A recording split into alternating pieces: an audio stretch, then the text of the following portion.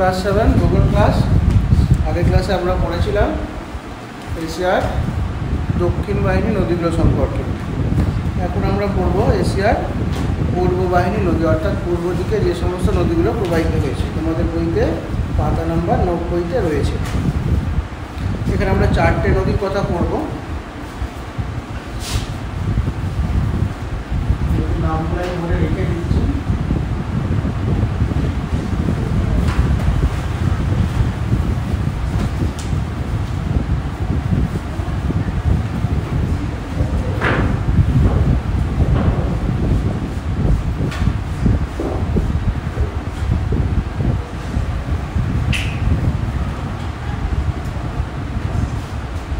চারটে নদীর নাম আমরা এই ক্লাসে পড়বো আর শেখার চেষ্টা করব।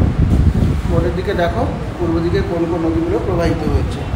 এর মধ্যে প্রথম দেখো ইয়াংসি। আচ্ছা, ইয়াংসিকে আমি অ্যাকশন করে দিচ্ছি না, আলাদা করে দিলেও হয়।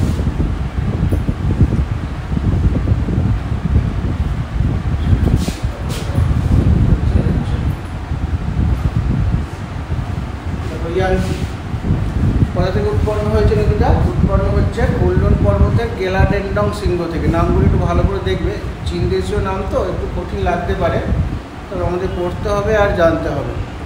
ইয়াংসি নদীতে উৎপন্ন হচ্ছে গেলাডেন্ডং পর্বত শৃঙ্গ থেকে। কারণটা উচ্চারণ করে পড়ে না একটু ভালো করে।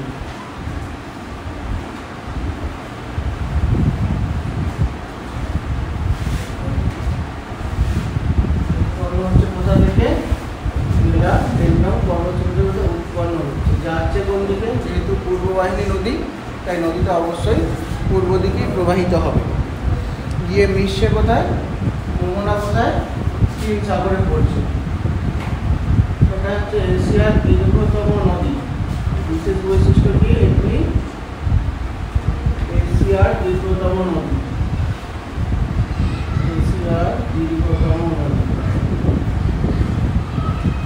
এশিয়ার সব থেকে বড় নদীটার নাম আমরা দেখলাম, শিখলাম আজকে। এশিয়া মহাদেশের মধ্যে যে নদীটা সব থেকে বেশি লম্বা তার নাম পূর্ব চীন সাগর। কোল্লন পর্বতের গেলাডেন্ডং পর্বত শৃঙ্গ থেকে উৎপন্ন হচ্ছে, পূর্ব দিকে প্রবাহিত হচ্ছে আর পূর্ব চীন সাগরে মিশছে। আর এটা হচ্ছে এশিয়ার দীর্ঘতম নদী। আর একটা তথ্য এই নদী সম্পর্কে আমরা পড়ব, কিছু শব্দ দিয়েছে কি দেয়নি কি জানি।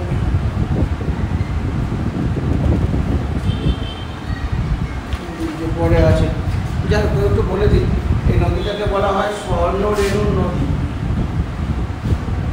স্বর্ণরেণু নদী নামেও পরিচিত।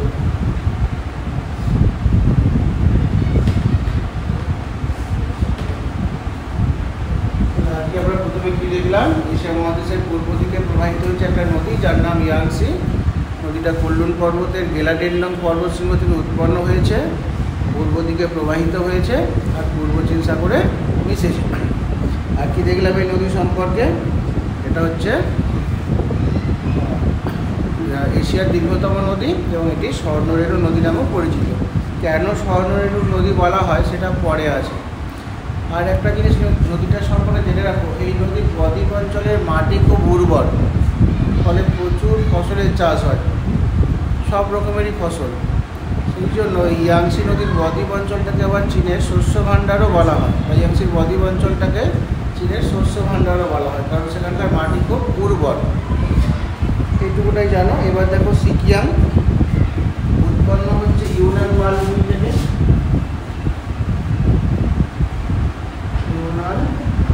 মালভূমি সিকিয়াং নদী কোথা থেকে উৎপন্ন হচ্ছে?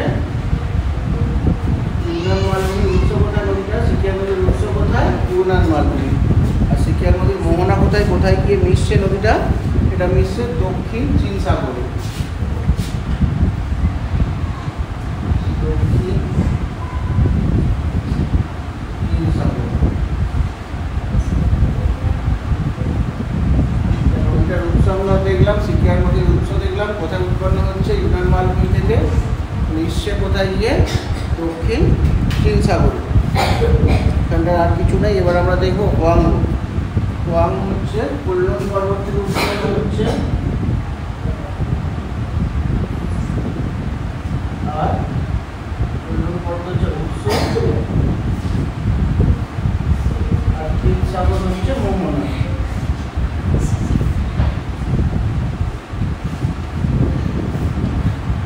কোথায় গিয়ে মিশছে নদীটা? তিন সাগরে গিয়ে মিশছে। প্রাচীন যে চীন দেশীয় সভ্যতা এই হোয়াংহো নদীর তীরেই গড়ে উঠেছিল। প্রাচীন চীন দেশীয় সভ্যতার নাম তোমরা আগে শুনেছ, এই হোয়াংহো নদীর তীরেই গড়ে উঠেছিল। আর একটা জিনিস জেনে রাখো, একে পিত নদীও বলা হয়, কারণ পিত মানে হচ্ছে হলুদ, পিত নদী বা হলুদ নদী, পিত নদী বা হলুদ নদী নামেও পরিচিত।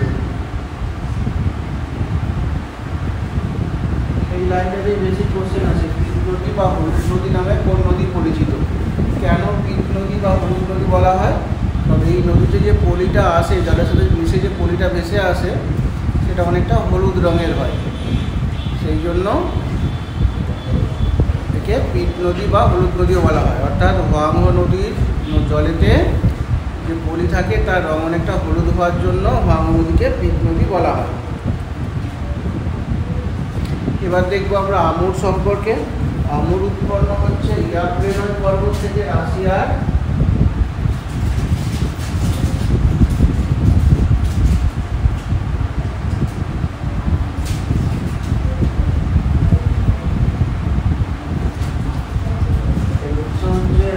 ইয়াপ্লেনয় পর্বত, আর মোহনা হচ্ছে সাগর।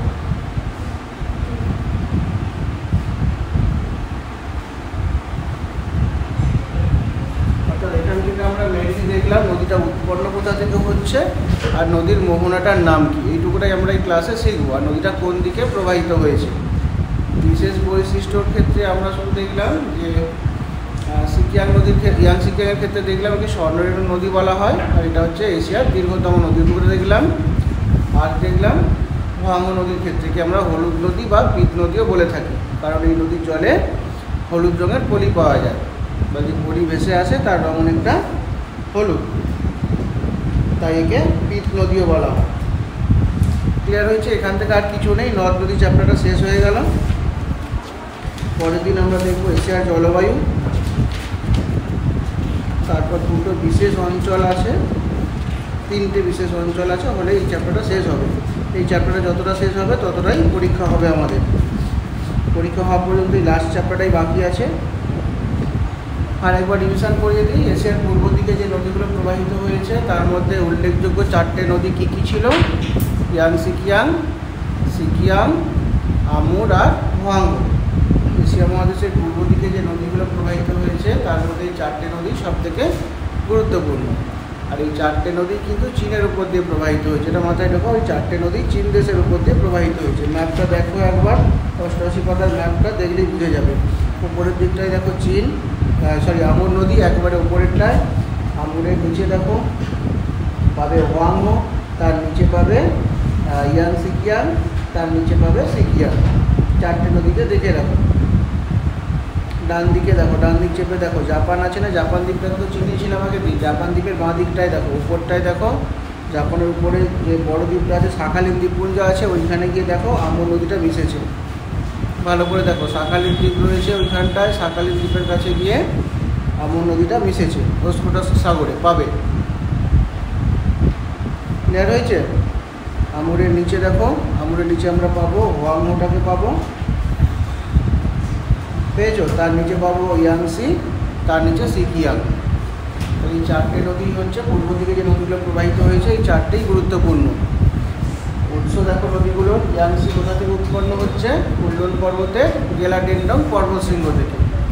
কোন দিকে প্রবাহিত হচ্ছে? পূর্ব দিকে। মিশছে কোথায়? পূর্ব চীন সাগরে। মোহনা কোথায়? পূর্ব চীন সাগর। ইয়াংসি নদীর মোহনাটা কোথায়? পূর্ব চীন সাগর। আর এটা হচ্ছে এশিয়ার দীর্ঘতম নদী। তাহলে এশিয়ার সব থেকে বড় নদীর নাম কি? উত্তর কি লিখবে? এশিয়ার দীর্ঘতম নদীর নাম কি? যদি কোশ্চেন আসে এশিয়ার দীর্ঘতম নদীর নাম লেখো, উত্তর হবে ইয়াংসি। যদি কোশ্চেন আসে কোন নদীকে স্বর্ণরেণু নদী বলা হয়, তার উত্তরটাও আসবে ইয়াংসি। একদম সহজ সহজ, কোনো অসুবিধা হওয়ার কথাই নয়। তারপরে দেখো সিকিয়াং। সিকিয়াং নদী কোথা থেকে উৎপন্ন হচ্ছে? ইউনান মালভূমি থেকে, মিশছে কোথায়? দক্ষিণ চীন সাগরে। তারপরে দেখো আমুর নদীটাকে উৎপন্ন হচ্ছে রাশিয়ার ইয়াভ্রেনায় পর্বত থেকে আর পড়ছে ওস্কোটস্ক সাগরে। এটা চীনের বর্ডার দিয়ে দিয়ে গেছে, খুব সামান্য অংশটা চীনের বর্ডার বোধহয় পড়বে না এই নদীটাতে, এটা রাশিয়াতেই আছে, মঙ্গোলিয়ার পাশ দিয়ে বেরিয়ে যাচ্ছে। তারপরে দেখো হোয়াংহো, যেটা উৎপন্ন হয়েছে কুললুন পর্বত থেকে, মিশছে কোথায়? পিত সাগরে। এই নদীকে পিত নদীও বলা হয়। কেন পিত নদী বা হলুদ নদী বলা হচ্ছে? কারণ এই নদীতে যে পলিটা ভেসে আসে সেটা অনেকটা হলুদ রঙের। এবার ম্যাপের দিকে দেখো, 4টে নদীকে তোমাদের আমি ম্যাপে দেখাবো।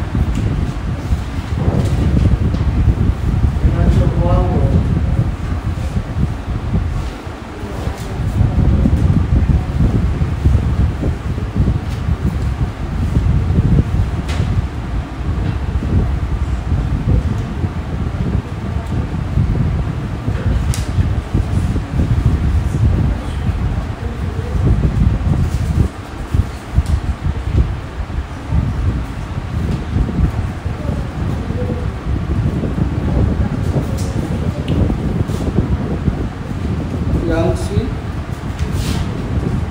এটার নাম হচ্ছে ইয়াংসি, এটার নাম হচ্ছে সিকিয়াং।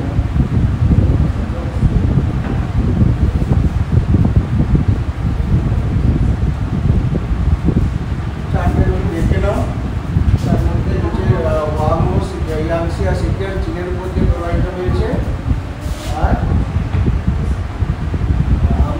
রাশিয়ায় প্রবাহিত হয়েছে। চারটে নদী বলতে বলে দেখে নাও, ম্যাপের দিকে দেখে 4টে নদীকে নজর দাও।